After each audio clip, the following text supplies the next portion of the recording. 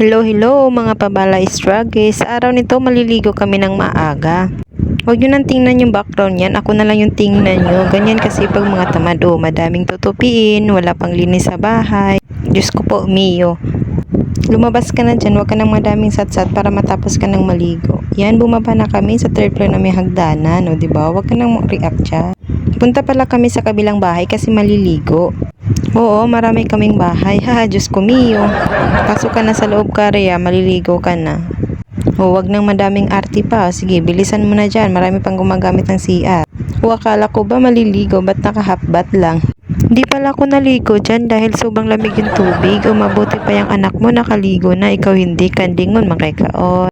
Diyos ko, Mio. Yan, pagpasok nyo, yung mabubungad nyo, sobrang dilim. Fast forward na natin. Pagkatapos namin nagbihis, yan, maglilinis muna kami ng higaan. Kasi yung laruan ng anak ko, andyan, nakalatag lahat. O, isang buwan na yan, di pa naglinis. Marami na yung alikabok, Diyos ko, Mio. Nakita nyo ba yung nakasabit pa yan? Ako, labahin ko pa yan. Sobrang dami na. Huwag kang makulit dyan, anak. Marami pa tayong gagawin. Di pa tayo tapos sa isang gawain. Pagkatapos ko dyan sa bahay, umalis na kami papuntang Magra, naglalakad lang kami. Yung naghayos ka ng camera, tapos yung kasama mo nakatingin pala. O pak, sino ka dyan? Ayusin mo. Maglakad ka na para mabawasan din yung bilbil natin. Malapit lang naman yung Magra. O, sige, say hi. O, sayaw ka pa ng sayaw.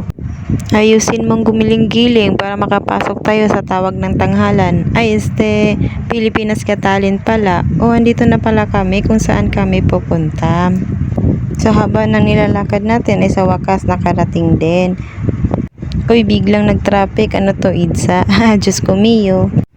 Pagdating ko dito, naku, tuwang-tuwa ako sa ginagawa naming dalawa. Oh, isang iglap lang, andito na naman kami sa bahay. Umuwi pala kami ng maaga para magsimba. Hindi ka pa naliligo, na-skincare ka na. Ay, naku, Diyos ko, Mio. Yung hindi ka pa tapos magayos, minamadali ka na sa partner mo kasi daw malilit na tayo sa simbahan. Naku po, mag-transformer na lang ako. Para kang baliw nakatitig dyan sa salamin. Ayan, bumaba na pala kami sa second floor naming hagdanan. Papunta kami sa kabilang bahay. Ay, ano ba to? Ba't ba kasi ang daming bahay? Ay, naku, Diyos ko, Mio. Ganyan kasi pag mayaman. Ay, mayaman. Nagmamadaling nagbihis, ang aga-aga pa pala. Alam mo yung feel na feel kang naglalakad tapos sumusuot ka ng damit na masikip. O yan, tuloy. Sige, ayusin mo yan. Paglaban mo, nagsusuot kasi ng damit ng masikip. Pumasok na pala yung kaya nyo kasi magmamarites pa siya. Uy, alalahanin mo, simbahan yung pupuntahan natin. Di magiging magmarites ah. Ay, Diyos ko po, Diyos ko, Mio. Alam mo yung sobrang sikip na tapos yung kasama mo video pa ng video. Yan, tuloy. Sige, nasampal ka.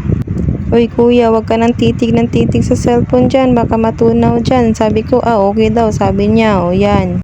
Uy, lumabas na si Karya kasi tapos na siya sa kanyang pagmamarites. Andito pala ako sa mahiwaga naming salamin.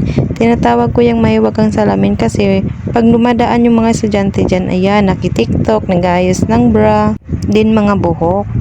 Labasan na pala ng unang misa. Tumingin pala ako sa langit kasi kapag uulan, pipigilan ko. Ay naku po, Diyos ko, Mio.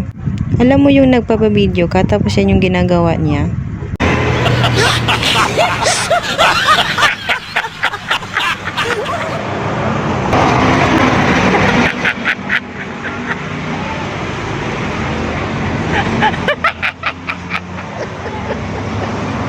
Pagkatapos ng ginawa niya, pinahawakan niya sa akin yung camera kasi daw sasayaw siya. O, ganun.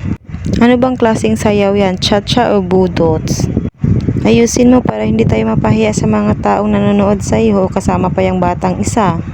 Sasayaw din. Sige, malilit na tayo sa simbahan. Fast forward na natin, papunta na kaming simbahan. Huwag nyo napansinin yung nagkamerang man dyan, parang kasing lasing. Yung nanonood ng video natin, ako, naduduling na to sa sobrang galaw-galaw ng kamera. Yung pumapasok na si Kaya sa simbahan tapos nagdadalawang isip baka kasi masunog, ano yan. Naku po, Diyos ko, Mio. Pagdating pala namin dito, konti palang tao, akala namin nalilit na kami. Fast forward ulit, ayan na. Pumunta pala kami kay Father para magpahawak ng ulo. Iwan ko anong tawag nun, yung hahawakan yung ulo mo. Yan kasi, hindi ka kasi palaging simba ng simba, hindi tuloy mo alam kung anong tawag niyan. Diyos ko po, Mio. Magpa-blessing ka kay Father Karya para naman mabawasan yung mga kasalanan mong madaming-dami na. Di ko talagang alam kung anong tawag sa mga ganyan-ganyan. O sige, ikaw din, videoan kita para makita man lang ng mga tao nga nagsimba ka. Pauwi na pala kami. O ayusin mo yung puwet mo, nakikita na yung shirt mo sa kakalakad mo, ang liit-liit kasi ng damit mo. Teresa lang taman, daghang salamat sa inyo.